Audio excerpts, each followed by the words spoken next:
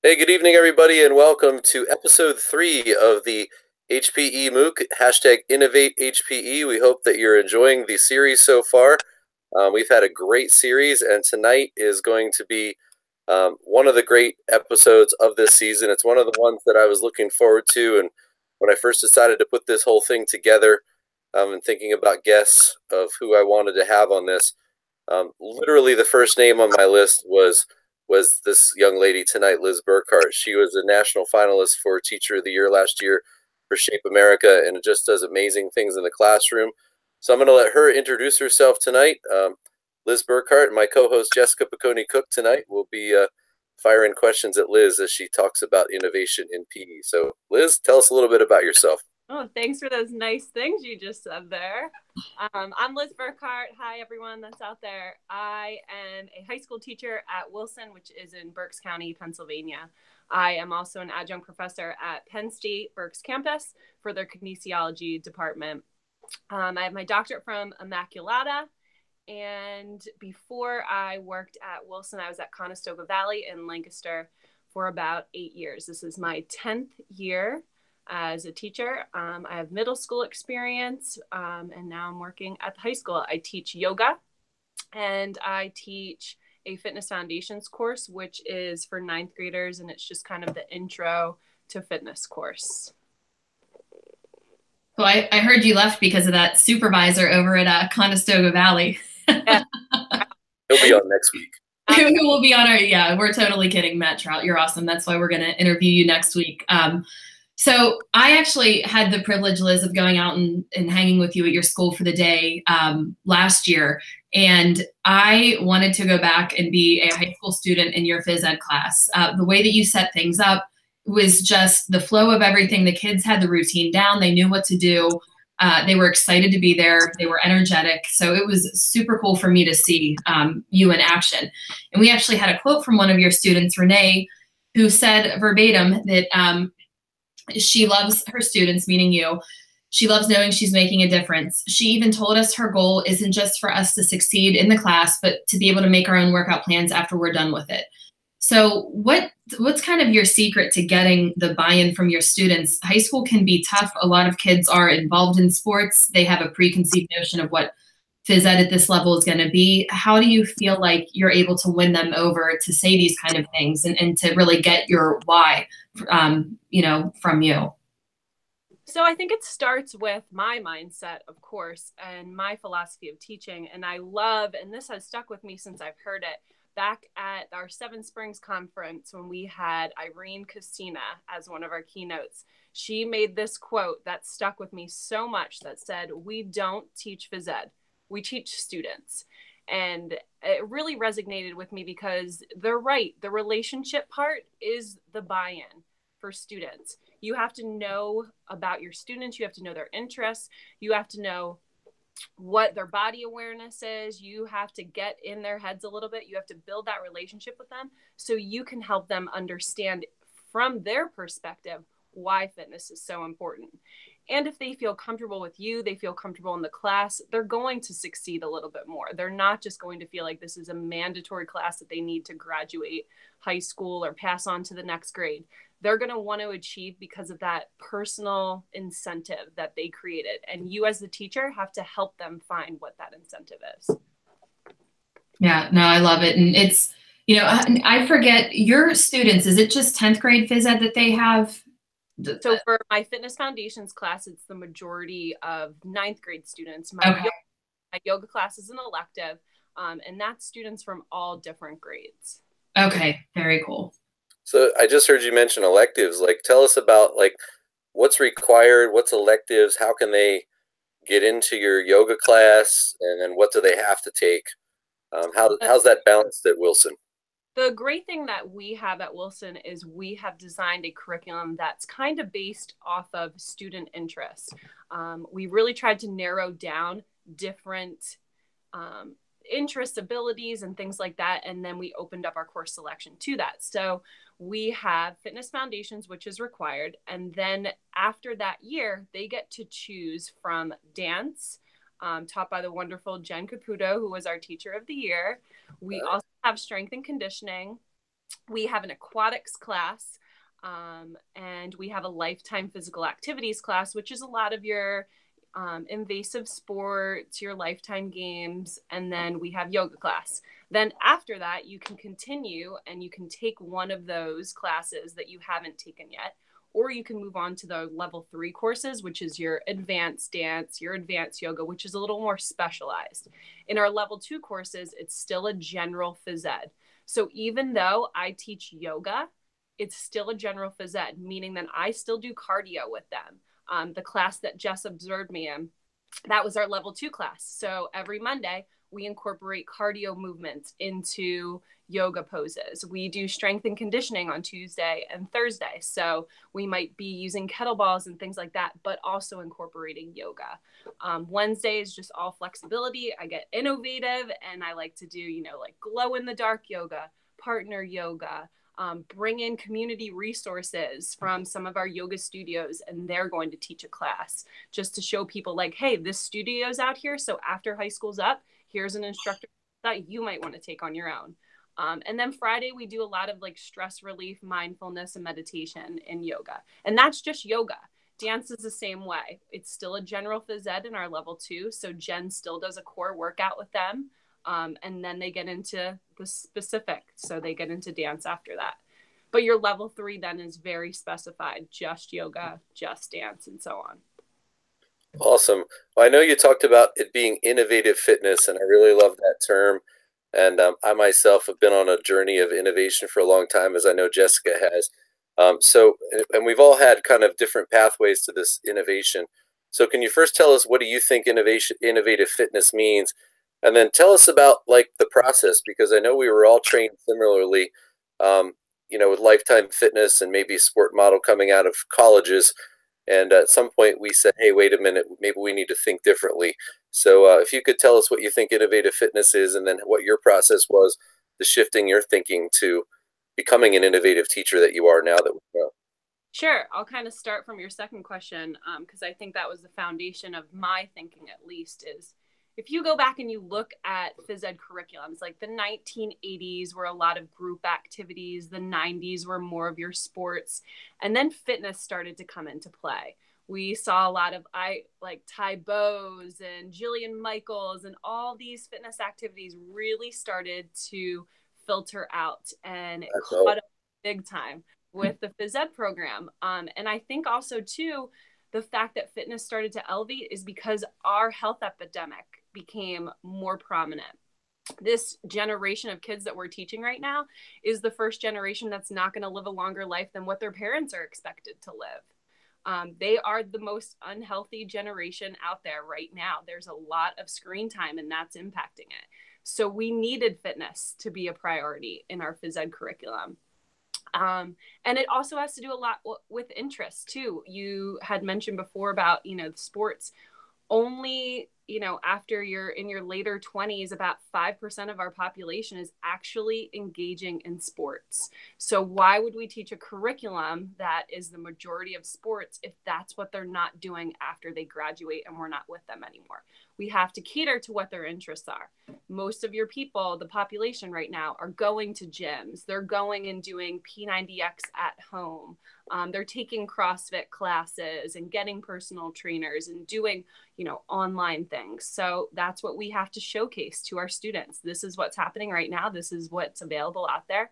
And that's what we have to do with our curriculum. Getting to the innovative part of it, I think innovative doesn't necessarily mean technology. A lot of people associate those two terms together, and I don't really think that, they should be associated. Innovative means creative. You're coming up with new and exciting and interesting activities that really buy in to your student interests. So I really try to create activities that are trends that are going on right now that spark the interest of the students. Yes, we can tie in technology because that is such a big part of our students' lives right now, but you're using that as a way to get your students active. Different things like you can use apps on your phone as being innovative, but you can also tie in different creative activities. You can change up your facility. You can change up the equipment. Those are all different ways to be innovative. It's just doing things and thinking outside the box. Well, and I love what you said, Liz, and it knocks out the next question I was going to ask you. But when we talk about, most of our students are not staying active into adulthood by the sport model, now there's a whole other need to teach literacy to sort through all of these fitness things. And especially in the world of social media, where anybody that can make some infographic and post it on Instagram with fitness advice, or here's a workout, here's a diet, here's a meal plan. How do we teach our kids what's good and what's not? And that's a whole nother skill set that they have to navigate, and how social media plays a role in where they're getting their information from. Just because it's on the screen doesn't mean it makes sense. And you are totally right. The sport model is not suiting this generation. And the epidemic has gone from obesity, and that's still there now, with mental health awareness and the stress and anxiety and dealing with that, and depression. So there's a whole lot of things that, as a secondary phys ed teacher, any health and phys ed teacher, we need to equip students with the skills to navigate through all of this when they leave, when they're leaving our classrooms. And I definitely think, yes, fitness is, the majority of your curriculum, and sports can play a difference in that. You can do things like designing a sport specific workout that's fitness related, and then playing that sport later. You can still tie it in. But I think there needs to be a good balance too. You also, just like you said, Jess, these kids need empowerment to make healthy decisions. And that's our job too. So we need to be teaching them decision-making skills and problem solving and things like that. So it's a good balance of for empowerment and decision-making and problem solving and working with others, tied into fitness, tied into your traditional sports. But the majority at the end is going to be fitness activities that help these kids maintain a healthy fitness status.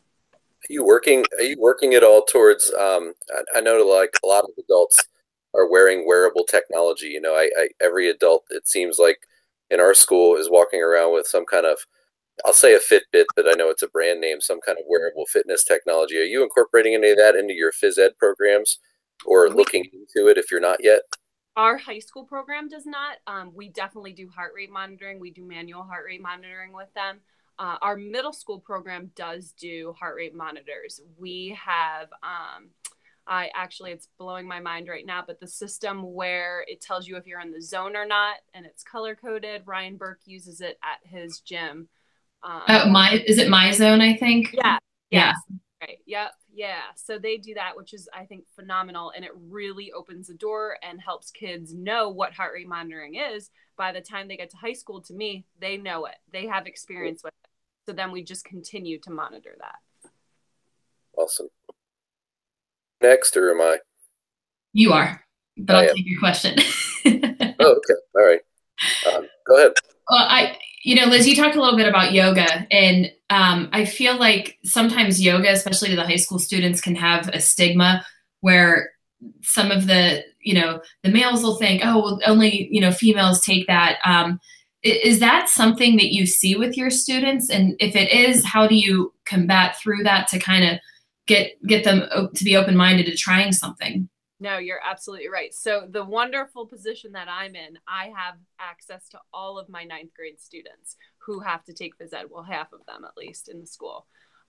We have another fitness foundations teacher, but I try to expose them to, mindfulness practices, and we do yoga poses to stretch for our cool down sometimes. So I pull little things to kind of intro them to what yoga is, so they're not so scared of it, they're not so overwhelmed that they don't even want to try it.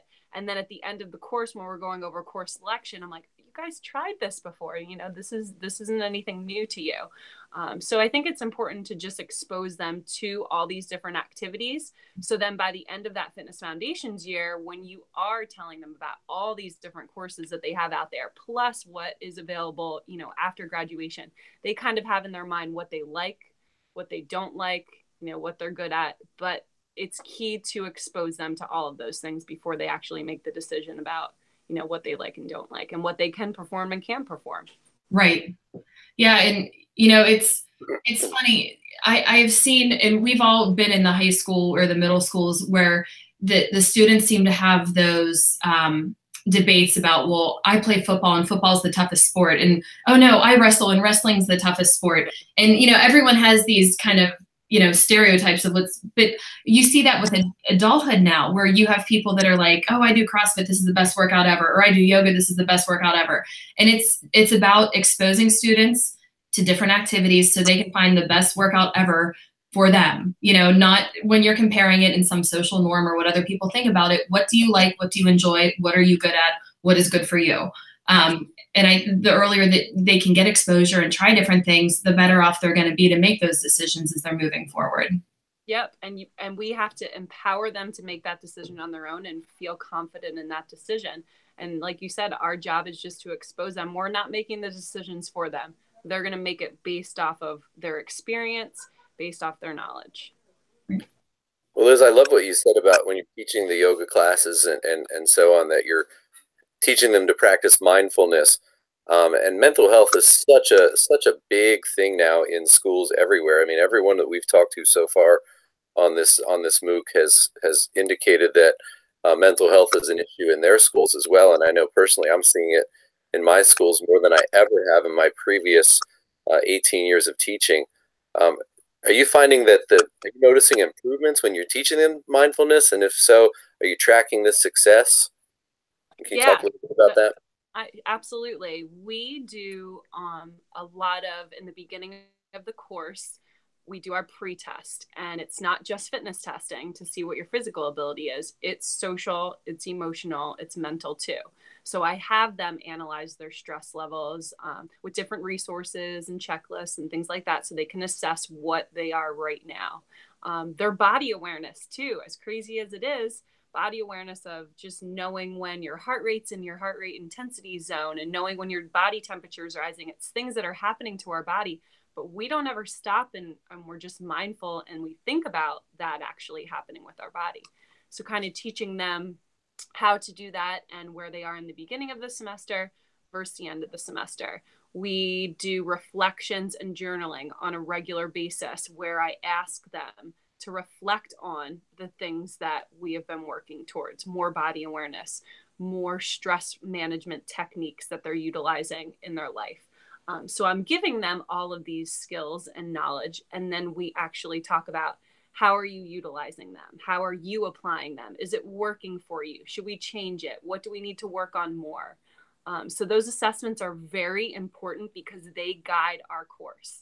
If we need a little more help with stress management techniques, then we're going to focus more on that based off of the assessment results. One of my favorite assessments that we do is a Pay It Forward Healthy project, where we're learning all these character traits and we are learning how, just to make healthy decisions. And then they have to go and try to get someone else to engage in that. And we had people organize Zumba-thons. We had people that were doing painting rocks in their neighborhood for the neighbors to help with stress management, and just so many cool things that are outside the box. They're your innovative activities, but at the same time, they are going through and applying everything that phys ed is. The group dynamic standard that we're supposed to be meeting, and they're applying it to healthy decision making, which is our main goal in phys ed. I love that you said reflection too. I mean, well, I'm a big fan of George Couros. I'm not sure if you knew that, but he always says one of the ways that you can improve school culture straight out of the gate for reflection, and it's not just with kids, but teachers and administrators and everything else. And I just love that you're doing that. And Jess and you and me are all big fans of our boy Simon Sinek, the Start With Why author. And he speaks a lot about the advent. I know that one of the things that they suspect could be related to teen anxiety is the advent of the iPhone in 2008, because that's when the trends really started. Are you dealing with that in any way? Like, are you teaching them? Because I don't believe that phones shouldn't be in schools. I don't believe that at all. But I think we need to teach etiquette. We need to teach them when to use them, when not to, and how to put them down. So, are you guys doing any of that? So we use our phones for different things, like sometimes during cardio or stress management technique. One of them is music that kids listen to. So, there's certain times where we definitely allow the phones. But I'm a big advocate too of, when you're in phys ed class, you're focusing on your body.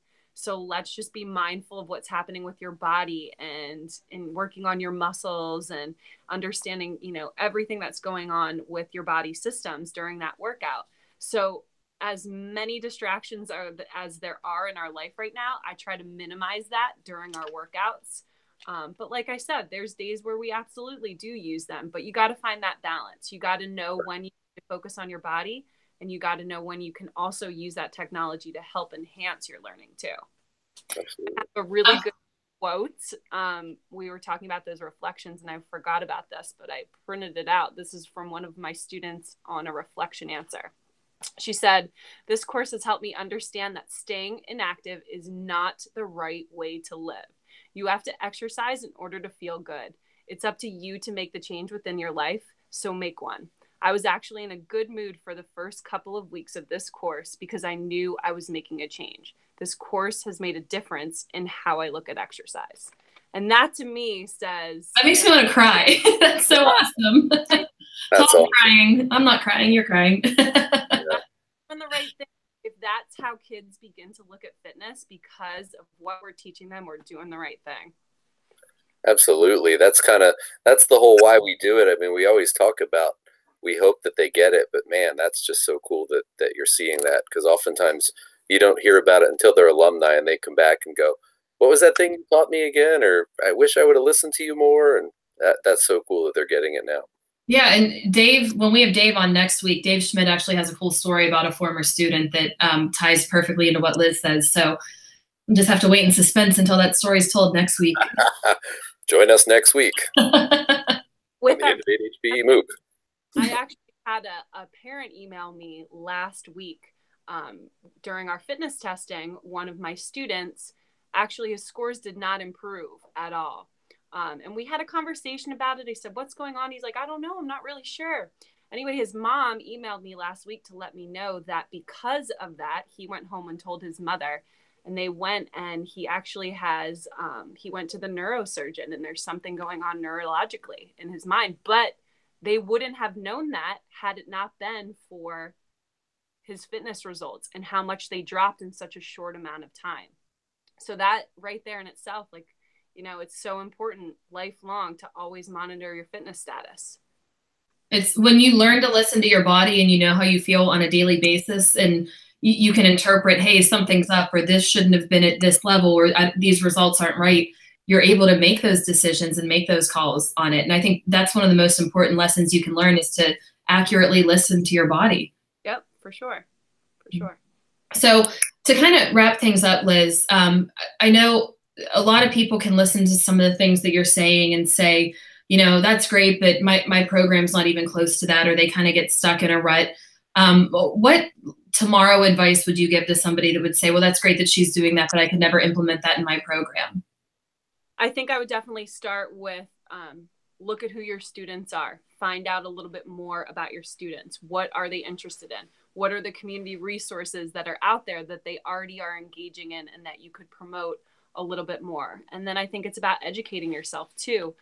Two of the biggest resources I think that helped me develop some fitness activities were our Fundamental Fitness by Ryan Burke, where he kind of goes over the planes of movement and developing corrective exercises, which are so important. It's developing exercises with a purpose. And that's huge for phys ed teachers to do. And Stephanie Lauren with Ply Yoga, because I teach yoga class, that's huge too. She was a wonderful resource with incorporating innovative activities into a yoga class, so it's not just straight up yoga the whole time. I think professional development is a big part too of getting an innovative program started. You need to develop collaboration efforts with your department so that you're all on the same page and rolling out things in a similar way. You need to get out there to different conferences like our PSA Ford one and your local conferences, and just see what's out there and just educate yourself. You don't know if it's out there until you get yourself out there and experience it. And advocate. Advocate is the third thing that I would recommend is, you know, advocate for a change to happen to your department members, your colleagues, to the students, to your stakeholders that are developing your curriculum. So those three main things I would say is just have the mindset, educate yourself, with resources and professional development and advocate to the stakeholders. I think, your answer reminds me of what I thought was one of the worst pieces of advice that I ever was given from an administrator when we had a department that was kind of stuck in a difference of philosophies, very old school versus very, let's try things different. Let's, take things a new direction, kind of innovate what we're doing. And I was told to just close my door and do what I could within the walls of my classroom. And I thought, that's horrible. There's a whole bigger picture here that we need to reach and have an impact on. And I think sometimes we can be overwhelmed as teachers when we think we have this big uphill battle and we have all these challenges, but we need to view those challenges as opportunities. So start within your classroom, inspire change on a small level, and it will grow, and change takes time. But Judy LoBianco would say it's moral courage. As teachers, we have to do what's best for kids, and that has to be our guiding force no matter what we do every day that we show up. It's all about them and what's best for them. So I'm so glad that we were able to have you on tonight. I know you are super active on Twitter. So when we have our Twitter chat on Thursday, anyone who's following the Innovate HPE hashtag, Liz will be there to answer questions and have a conversation. Professional development can happen on Twitter. Don't be afraid to ask questions if you don't know an answer. There's a whole network of people out there that may have gone through something very similar. And I know, Liz, you'd have a lot of great advice for people. So thank you for joining us. Todd, always great to co-host these with you. And hopefully we'll see you all on the Twitter chat Thursday at 8 p.m. And thanks, Liz. Before we wrap up too, I'd also like to say, those of you that registered for the course, we did send out blog topics. I will also post blog topics in the description of this video.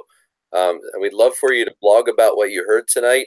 Let us know your thoughts, your opinions, because honestly, we're just people that are into this and have educated ourselves, but we are definitely not the smartest people around, and collaboratively we can really create a big forum for this. So we'd love to hear your thoughts and your discussions, and tweet them to the hashtag InnovateHPE. And thanks again, Liz, for being with us tonight. Thanks for having me.